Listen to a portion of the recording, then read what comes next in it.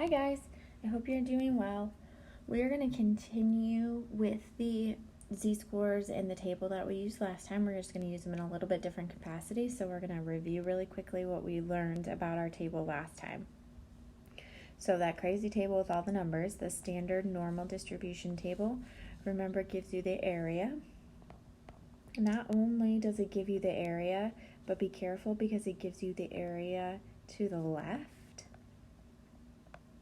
Okay, so if you have to find the area to the right, remember you have to subtract it from 1. If you have to find the area in between, you have to subtract the 2 from each other. So the table helps you, but only to a certain extent. So it gives you the area to the left, and you have to be aware of what you're finding from there. The information that you need in order to find it, well, the numbers that are listed on the sides to come together and find the area are the z-score. So if you just know your z-score, then that's all you need to know to use the table. If you don't know the z-score, then you have to calculate it. And the way we did that was you take your x, which is your data point, wherever you stand, subtract your mean, your mu, the average, and divide it by baby sigma, which is your standard deviation or the spread of your data. So if you have your z-score, that's all you need. If you don't, then you have to calculate it. So you need your x, your mu, and your baby sigma. Okay? We're still using the table today. We're just going to look at it in a way that makes a little bit more sense to you guys probably. So it's applications of it. So why do we even need this area? What does that matter? The area actually translates to percentages, and those percentages are your percentiles. So the percentiles, like you take a standardized test and you get a percentile when you get your score back. That's exactly what this is. This is how they calculate it, this is how they find it, and this is what we're going to look at today to be able to compare them. So if you got your ACT scores back and you're in the 40th percentile, okay, that means that you did better than 40% of the people that took it. So essentially 60% did better than you, okay? But the 40th percentile, the number they give you tells you what you did better than. Think about that. You did better than 40% of the people means that there are 40% of the people below you or to the left of you. So the way that might look, if you're just flat out in the 40th percentile, the way that might look on your chart when you find your area is 0.4, because 0.4 is 40%. So the number on your chart translates directly to your percentile, which is always how well you did compared to everybody else, how many people are below you. When you're younger, or babies especially, when they go to the doctor, they get percentiles for height and weight and head size and all the different things. So let's say there's a baby. Let's say Mrs. Moses' babies, because they're always really long. So we'll say when Atlas was born, I think some of this is kind of true. He was in like the 99th percentile for length. Okay, so 99th percentile means that he was longer at birth than 99% of babies that are born. He was like the longest baby, right? So he was longer than 99% of babies. Now, that's not perfect. My sister has had 3 kids, and they all have giant heads, and their percentiles end up being over 100%. So, like, their heads are in, like, the 102nd percentile. I don't even know how that's possible. It just means that they're so far above everybody else that it's highly unusual, and it's crazy. So, they're not perfect, okay? But it gives you an idea of where you are compared to the rest of the people. So, whatever the number is, it's what percentage of people are below you. Whether that is you did better than them on a test, whether it's you're fatter than this percentage of people, you're taller than this percentage of people, your head is bigger than this percentage of people, whatever it is, it's more than. So this is how many people are below you. So we're going to use it to compare different sets of data. So if you have, we're going to look at 2 different standardized tests. They're not graded on the same scale. So if you took the ACT and the SAT, those don't have the same grading scale. So it might be hard to compare how you did to everybody else without a commonality. So you need a common scale in order to properly compare yourself to somebody else, or compare the 2 tests to each other. So we're going to look at 2 grad school entrance exams and go from there. So you take the GRE and the MAT. The mean, so we're going to label just like we would in class. The mean for your GRE is 1,500, so there's your mu, with a standard deviation of 300, so that's your baby sigma. The mean for the MAT, so a different test on a different scale, is 50, and that standard deviation is 5. You take both of them, okay? You get an 1875 on the GRE. Oops. So that's your X value, okay? That's what you got. That's your data point. Then you took the MAT and you got a 57, so that's your X value for that. These are 2 totally different scales. You can't properly know like how well you did to compare to everybody else until you put that comparison on the same scale. So the scale you're going to use is percentiles. So we're going to find the percentiles for each of these tests, and then we're going to know how we did in comparison to each other. So to find the percentiles, you need to find the area. To find the area, you need your z-score. So we need our z-score, which we know we did last time, x minus mu divided by baby sigma. So if we're finding our z-score for the GRE, our x value is 1875. That's what we got, so that's first. You subtract the mean, which was 1,500, and you divide it by the standard deviation, which was 300. Notice 1875 is bigger than 1,500. You were above average, so your z-score is going to be positive for 1. Secondly, if you're above average, you're above the 50th percentile. So if you are average, then you're at the 50th percentile, smack dab in the center. Okay, so we know our percentage is going to be higher than 50 because we're above average. We're going to do the MAT, and then I actually calculated them on the next page, so I'm not going to put you through all that right now. Just showing you how we would do it. So the MAT, you got, so your X value is 57. Subtract the average on that test, so that was 50, and the standard deviation was 5. Again, 57 is bigger than 50, so you are above average, your z-score is positive, and you are going to be above the 50th percentile. So both of these, you know you're above the 50th percentile. You just have to figure out how far above to know which one you did better on. So if we look at these z-scores, this is what we just wrote on the other page, but it's actually calculated out. So your GRE, you got 1.25, that's your z-score. If the MAT is 1.4, that's your z-score. Once you have your z-scores, that's when you use your charts. So if we have our little tables that we used last time, both of our z-scores are positive, so we should be on the positive side of our chart, which is the first table, or the first page. 1.2 along the left-hand side and 5 along the top come together at 0.8944, which is exactly what we have right here. Okay, so that's the area to the left of the score for your GRE.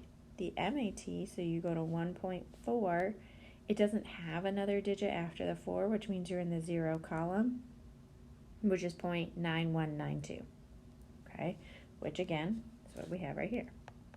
So what do those mean, and how well are we doing?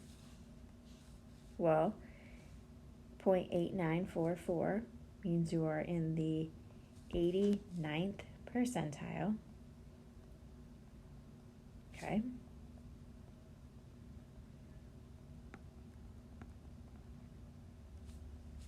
So in the 89th percentile, that's pretty good. You did better than 89% of the people that took the test that day. That's really good.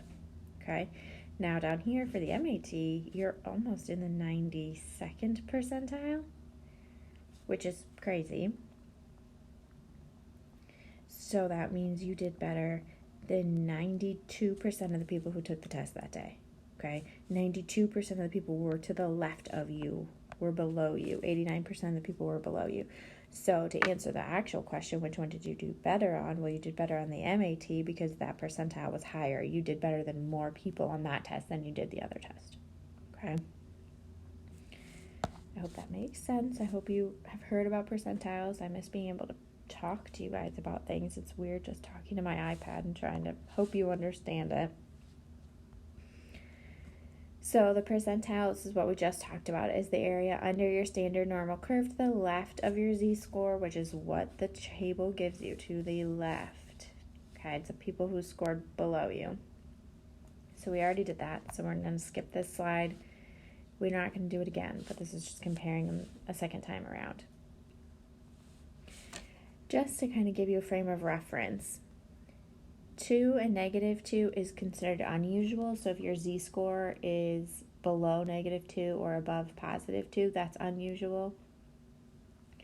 -3 and 3 is highly unusual. Now, think about this for a second. If we go back to that curve that we used, the empirical rule, okay, I know everything is so spread out right now, it's hard to remember it all.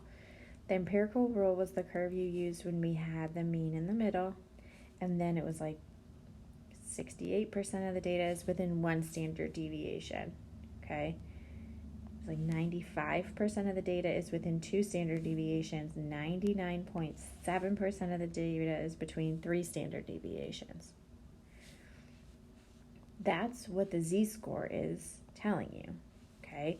So the 2's, -2 standard deviations, +2 standard deviations, is unusual. Well, yeah, because 95% of the data should be within those 2 pieces. So if you're outside of those, you're outside of 95% of the data. That's going to be unusual, okay? 95% is the majority of your data. You jump out here to 3, -3, and 3, 99.7% of your data is within 3 standard deviations. That is very unusual. So if you're outside of that, that's very unusual. Okay, that's what that's telling you. It makes sense because we did the empirical rule before, and we know that the majority of the data is within 2 standard deviations. Almost 100% of it is within 3 standard deviations. So if you're outside that at all, it's much more unusual. Okay. This, I'm not going to do all of this, but we need to talk about the wording because that's going to become really important. Our survey indicates that people use their computers on average 2.4 years before upgrading. So to average mu. Standard deviation is 0.5, baby sigma.